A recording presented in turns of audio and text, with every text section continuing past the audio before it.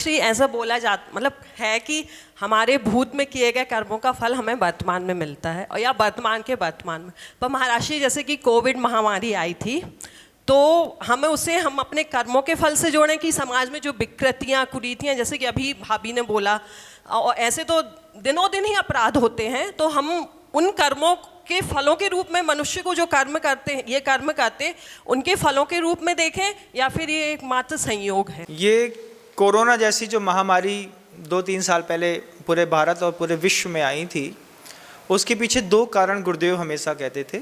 एक तो सामूहिक पाप कर्म का उदय, और दूसरा कारण कहते थे प्रज्ञा का अपराध। मनुष्य की प्रज्ञा इतनी अपराधी हो गई कि उसने इस तरीके के जैविक हथियार बनाए जिससे पूरे विश्व को नष्ट किया जा सकता था, और गलती से ही अगर उसका प्रयोग हो गया तो सबसे पहले उसको बनाने वाला नष्ट हुआ। उस पूरे देश में भीषणता तरीके से, भयावह तरीके से लोग मरे, और सामूहिक पाप कर्म के उदय से पूरे विश्व में उन लोगों के ऊपर प्रभाव पड़ा जिन्होंने सामूहिक पाप कर्म का बंद किया था। फिर एक नया प्रश्न खड़ा करिए कि सामूहिक पाप कर्म का बंद कैसे होता है। जब आप टेलीविज़न देख रहे होते हैं, टेलीविज़न में जब आप कोई मार धाड़ का, वायलेंस का सीन देख रहे होते हैं, जब सामने वाली को गोली मारी ठक ठक ठक, और आपने कहा गुड शॉट, बोल तो दिया, उस मूवी को, उस नेटफ्लिक्स के किसी भी वेब सीरीज़ को देखते वक्त जब आपके मन के अंदर कुछ आह्लाद के परिणाम हुए, क्योंकि आजकल उसमें लिखा रहता है ना, सेक्स, वायलेंस और एक्शन, इन 3 चीज़ों की बड़ा अट्रैक्शन है, वायलेंस वाला बहुत अट्रैक्शन है। तो जैसा आप देखते हैं और देखते वक्त जैसी आपकी भाव परिणति होती है, उसी तरीके का सामूहिक रूप से पाप बंद कराने का सबसे बड़ा कारण है वो टेलीविज़न। उस टेलीविज़न में सीरियल देखते वक्त, मूवी देखते वक्त, वायलेंस वाले नेटफ्लिक्स में गेम्स खेलते वक्त, जब बहुत सारे करोड़ों लोग एक साथ अनुमोदना करते हैं, तो वे करोड़ों लोग एक साथ एक तरीके की प्रगति, अनुभाग, प्रदेश और स्थिति वाला कर्म का बंद करते हैं।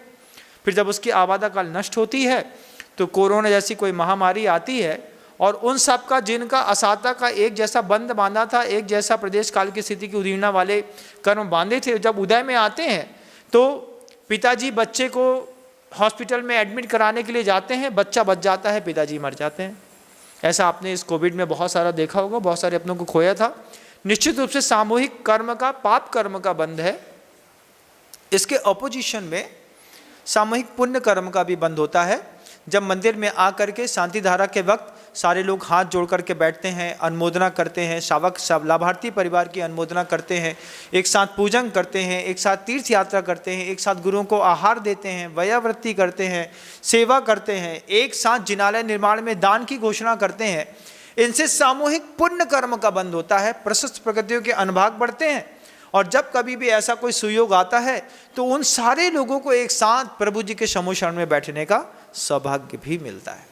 तो महाराष्ट्र जैसे कि ट्रेन एक्सीडेंट होते हैं या बस एक्सीडेंट होते हैं, तो इसमें बहुत से लोगों की असामयिक मृत्यु होती है, तो ये भी सामूहिक पाप ही माना जाएगा? हाँ, ये सामूहिक पाप कर्म भी है और अकाल मृत्यु भी है, दोनों चीजें इसमें साथ में शामिल। जैसे कि कोई एक्सीडेंट होता है और वो मतलब मरते नहीं है लोग, थोड़ा सी चोट, हाँ, बच जाते, तो बोला जाता है कि ये किसी का पुण्य था जो काम आ गया। बिल्कुल सही बात है। जब ऐसा नहीं है कि हम सिर्फ अपना ही पुण्य भोगते हैं, हम अपने परिवार का भी पुण्य भोगते हैं, और परिवार का भी पाप परिवार के सदस्यों को भोगना पड़ता है। हम ये बिल्कुल सिद्धांत से दूर रहिएगा। बोले अपने स्वयं कृतम कर्म यदात मुना परा फलम तदीयम लभते शुभाशुभम, ये एकांत से सत्य नहीं है। आप देखिए, अकृत पुण्य पेट में आया, उसके नाना मर गए, फिर धीरे से उसके पिता मर गए, फिर परिवार के एक एक सदस्य मर गए। जिस दिन जन्म हुआ, उसे जन्म लेते साथ उसी दिन अकृत पुण्य की नानी मर गई। एक आदमी का पाप उससे जुड़े हुए प्रत्येक परिवार के सदस्यों को भी भोगना पड़ता है। एक पुण्यात्मा आदमी का पुण्य का भी सहयोग पूरे परिवार को मिलता है। सामूहिक रूप से हम रहते हैं जब ज्वाइंट फैमिली में, हमें पता नहीं रहता है कि किसका पुण्य तेज है और काम कर रहा है। पता चला जो निठल्ला बैठा रहता है उसको घर से भगा दिया, उसके बाद से लक्ष्मी आना बंद हो गई। तो ये परिवार के लोगों को भी सोचना है कि पता नहीं किसके पुण्य का खा रहे हैं हम। जैसे गुरुदेव जब तक षष्ठी पर थे तब तक अपनी प्रशस्त बड़गाएं बिल्कुल अलग थी। अब हर एक व्यक्ति को अपना अपना विशुद्ध स्थान खुद बढ़ाना पड़ता है, अपने अपने लब्ध स्थान को बढ़ाने के लिए पुरुषार्थ करना पड़ता है। पहले सिर्फ गुरुदेव की याद करते थे और एक साथ बहुत सारे लोगों के लब्ध स्थान और विशुद्ध स्थान बढ़ते चले जाते थे। ये बात एकांत से सत्य नहीं है कि हम सिर्फ अपने ही किया भोगते हैं, कई बार दूसरे का पुण्य भी हमारे जीवन का आधार स्तंभ बनता है। इसलिए किसी पुण्यात्मा का हाथ पकड़ करके हमेशा अपने जीवन को सुरक्षित और व्यवस्थित रखना चाहिए। नमोस्तु महाराज।